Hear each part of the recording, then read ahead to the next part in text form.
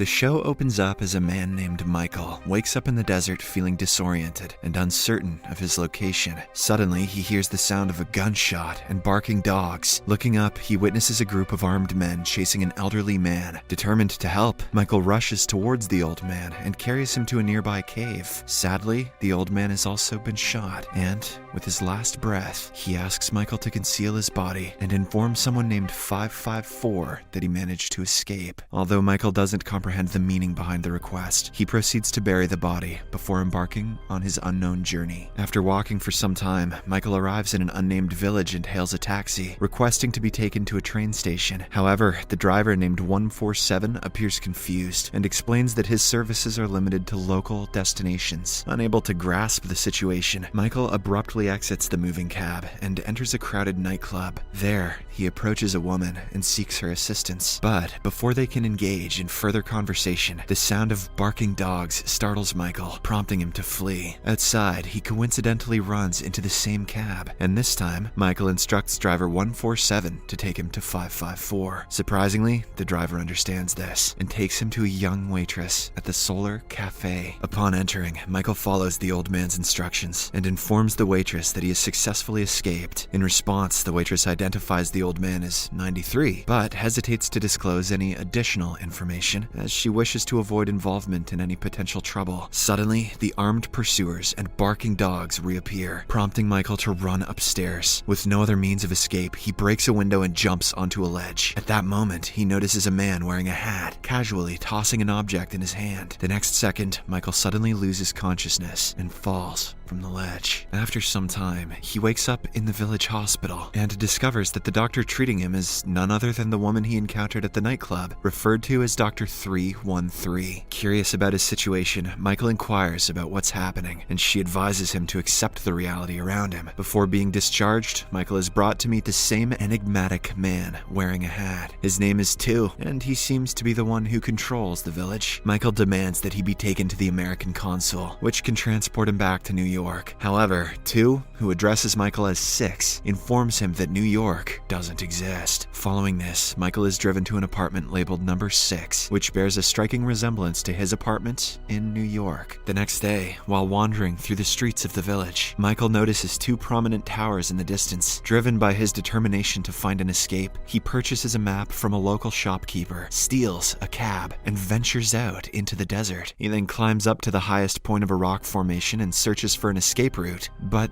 doesn't find any. Overwhelmed by fatigue, Michael collapses on the ground. After a while, 313 discovers him in the desert and takes him back to the village in her car. The following day, Michael visits the old man 93's apartment in search of clues. Inside, he discovers a drawing depicting Big Ben in London. Michael then seeks an explanation about the drawing from 554. Initially hesitant, 554 reveals to him about 93's dreams regarding another world. 93 believed that they were prisoners being held in the village. Furthermore, 554 asserts that there are others who also experience these dreams and proceeds to share her own drawing, a recurring vision featuring the Statue of Liberty. This revelation ignites hope within Michael, and he assures 554 that they'll work together to find a way out of the village. Michael has drawings too, many drawings of McDonald's, but he keeps them a secret for now. On the following morning, Michael awakens to the sound of the final rites for 93. Hurriedly, he steps outside and informs the mourners that there exists another place beyond the village, and that 93 had discovered a way out. However, Tu dismisses his claims and proceeds with the final ritual. After this,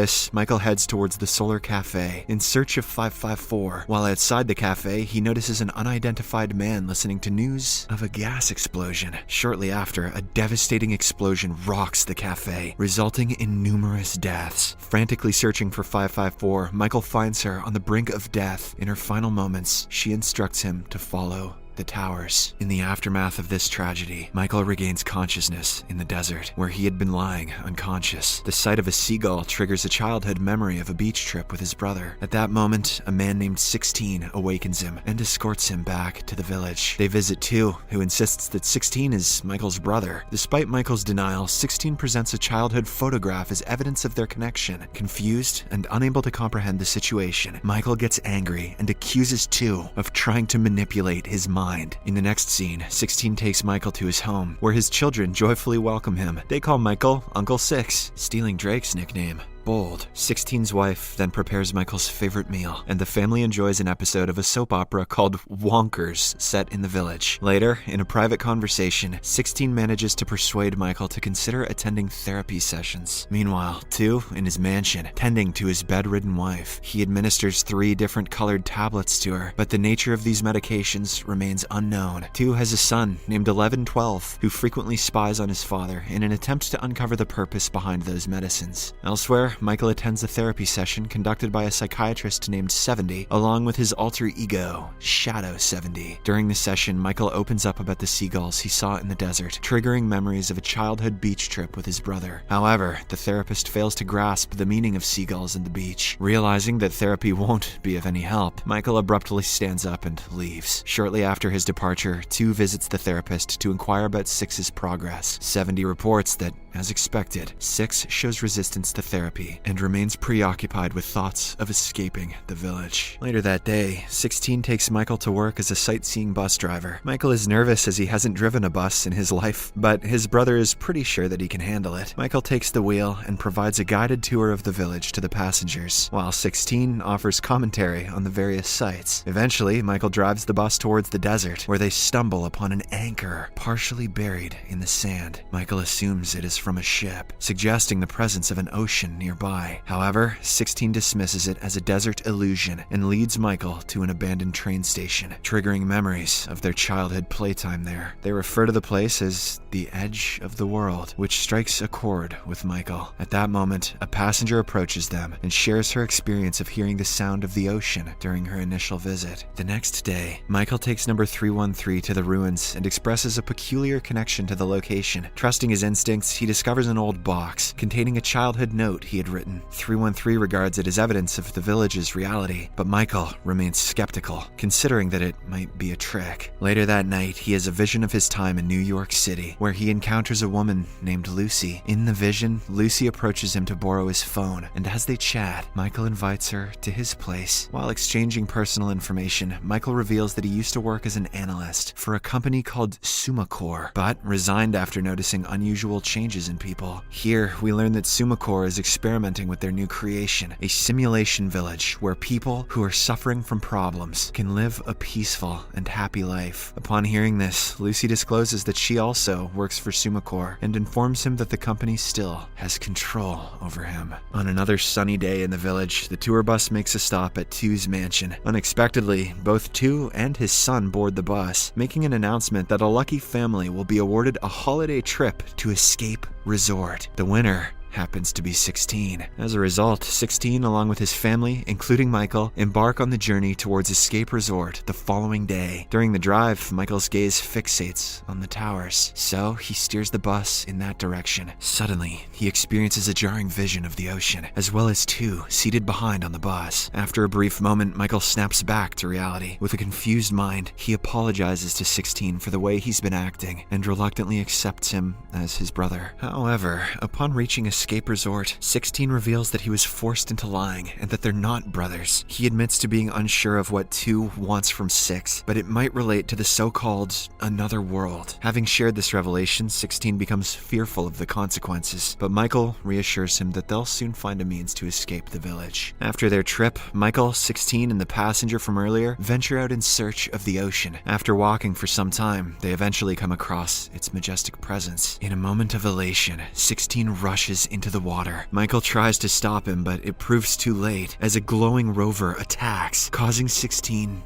to drown. This incident triggers a sense of panic within Michael, prompting him to return to 16's home and deliver the devastating news of his demise. However, to Michael's bewilderment, the family appears unaffected by the tragedy. Unable to comprehend the situation, Michael begins to experience a mental breakdown. In the next scene, Michael once again finds himself lying in the desert, and this time he is approached by a guy named 909, who leads him back to 2. The latter introduces 909 as an undercover agent and proposes that Michael Michael collaborate with him to spy on other covert cells within the village. This way, Michael can reach other fellow dreamers, those who can still retain memories of the outside world. Although skeptical of it being another trap, Michael recognizes the potential benefits for himself and agrees to the proposition. Their first assignment involves monitoring a school teacher named 1955, who is suspected of being a dreamer. To carry out their task, Michael poses as a teacher and keeps a watchful eye on the classroom. Seizing the opportunity, he encourages his students to investigate and gather information about what's really happening in the village. Eventually, Michael learns that the man he knows as 2 is only the latest in a series of 2s, and that there is no 1, nor has there ever been. As the days pass, Michael uncovers the fact that all the villagers are spying on each other. He even discovers that 909 is monitoring his activities and reporting back to 2. As a result, Michael also begins to leverage his undercover role in an unusual way for his own advantage. One night, while spying on 1995 at his residence, the situation takes a horrifying turn as 1995 notices their presence and proceeds to harm himself with a blade. Witnessing this shocking act, Michael freaks out and promptly rushes 1995 to the hospital. After some time, 1995 regains consciousness and finds Michael by his side. Our protagonist inquires about the motive behind the self-inflicted harm and whether he fears anyone, but 1995 doesn't reply to anything. Meanwhile, 313 begins to sketch depictions of the outside world. One day, Michael meets up with her and asks if she possesses any knowledge regarding the outside world. However, she remains reluctant to disclose anything to him. Furthermore, she realizes that she should maintain distance from Michael, as she believes that those who become close to him tend to meet unfortunate fates. Left with no alternative, Michael secretly starts observing and monitoring her activities to ensure her safety. Unfortunately, this secrecy is short-lived, as an anonymous individual sends her photographs of Michael spying on her. This breaks her heart, as she didn't expect such activity from him. But little does she know that she is one of the targets whose life is in danger. The scene then cuts to 2's mansion, where he administers his wife with a different medication, surprisingly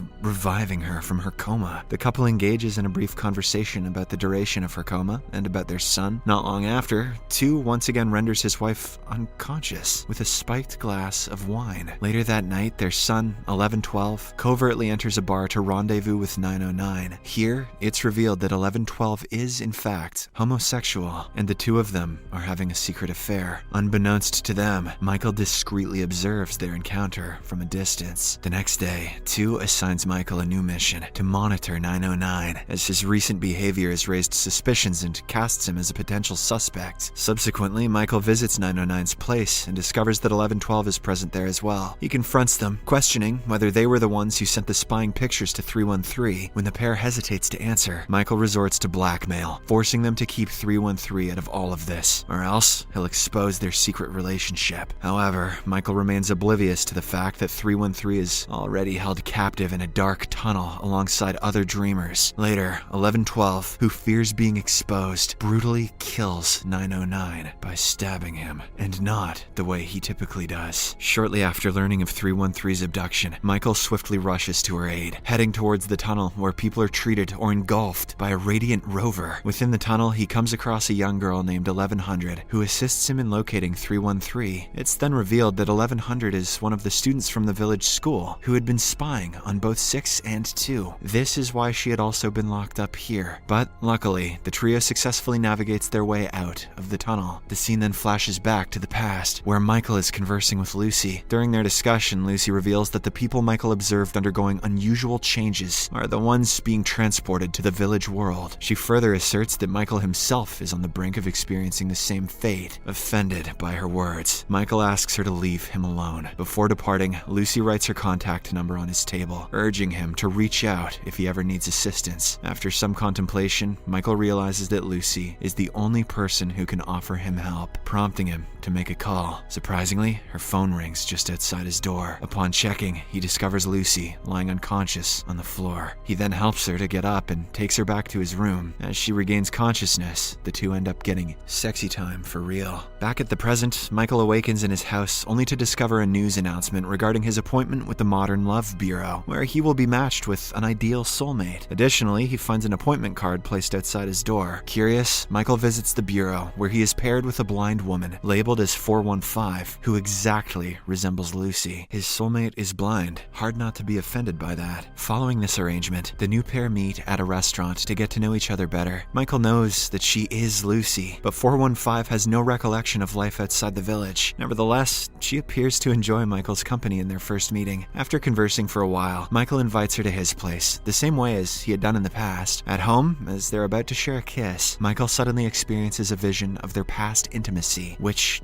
unsettles him. In response, he inadvertently refers to her as Lucy, causing her to get angry and abruptly leave. Elsewhere, 1112 steals 3 differently colored medications from his father's safe and brings them to 313, asking her help in determining their purpose. After conducting an examination, 313 reveals that one of the pills is a sleeping tablet, while the contents of the other 2 remain unknown, probably for headaches and also boners. At the driver 147's residence, Michael enjoys a drink with the family. Shortly after, they discover a deep, dark hole in their garden. Uncertain about its nature, 147 quickly reports it to the relevant authorities. In the midst of their concern, 147's young daughter cycles towards the hole and tragically falls into it. Wondering if 2 can help, Michael rushes to inform him of the devastating incident. However, 2 dismisses the hole as a mere anomaly due to weather conditions. It becomes evident that mysterious, similar holes have appeared in other parts of the village as well. As a measure to address this issue, pigs are distributed to residents, as their breath is believed to stabilize the atmosphere. Okay, that was the moment. I don't know what the hell's going on in this show. Hole-sniffing pigs? What? Later, Michael and 415 are brought to the clinic, where 313 is instructed to proceed with the process of genetic manipulation. 313 is hesitant as she has feelings for Michael, but she is forced to comply because 2 can punish her for being a dreamer. Here, it is revealed that new couples are formed via gene alteration, initially making them fall for each other. The scene then cuts to a wedding ceremony of Michael and 415. In an attempt to prevent the marriage from taking place, 313 approaches Michael and kisses him in front of everyone. This act shatters 415's heart, leading her to flee from the wedding venue. Michael follows her to console her, and during this, it suddenly dawns on him that 415 was simply pretending to be blind. No way she heard the kiss. Enraged, he presses her to reveal her true identity, and the latter finally confesses that she is Lucy. It turns out that Lucy is aware about the ongoing connection between the real as well as the village world. She further reveals that 2 brought her to the village for only one mission. She had to fall in love with Michael and then break his heart. However, she now expresses relief that he has been freed from her manipulations. Devastated by this revelation, Michael leaves the venue and walks back home. Along the way, he notices 147 standing near the mysterious hole, contemplating jumping into it in search of his daughter. Worried, Michael approaches the poor man and urges him to remain strong for his wife, even though their daughter is no longer with them. He then pulls 147 away from the hole and offers a comforting hug. Moments later, Lucy suddenly appears from behind and plunges into the mysterious hole. Filled with grief, Michael screams at the gates of 2's residence, vowing to seek revenge for 415's death. Across the street, another man bearing a striking resemblance to Michael observes him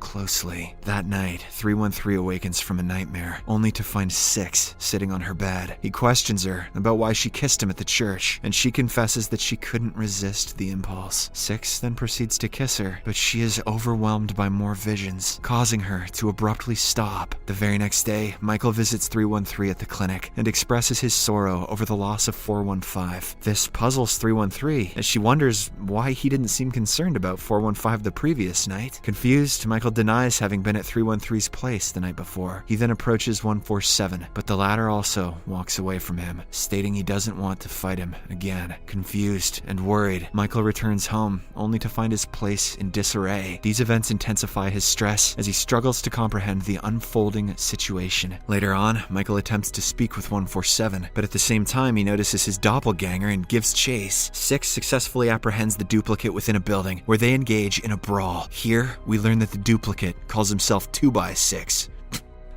A vengeful version of 6 who has a sole mission of killing 2 and being named after a piece of wood. Despite our protagonist also disliking 2, he stops his double from committing the crime. He says that they will have to act calmly or else trouble will come. Meanwhile, there is also a duplicate of 2 wandering within the village, labeling himself as the Un2 or the Numberless, who has a different purpose. This is becoming some Kingdom Hearts ass shit. Shortly after, 147 finds Un2 and brings him to his home to protect him from detection as a numberless wanderer. However, 147 can't hide him for long, as the rabid dogs looking for the impersonator arrive and chase Unto away. Elsewhere, 1112 administers a medication to his mother and finally awakens her. This is the first time he spends quality time alone with her. During their conversation, 1112 inquires whether he can go to the other place. In response, his mother reveals that it's not possible for the ones born in the village to leave. Although initially saddened by this revelation, 1112 somehow manages to calm himself down, realizing there is no solution. He then gently puts his mother back to sleep.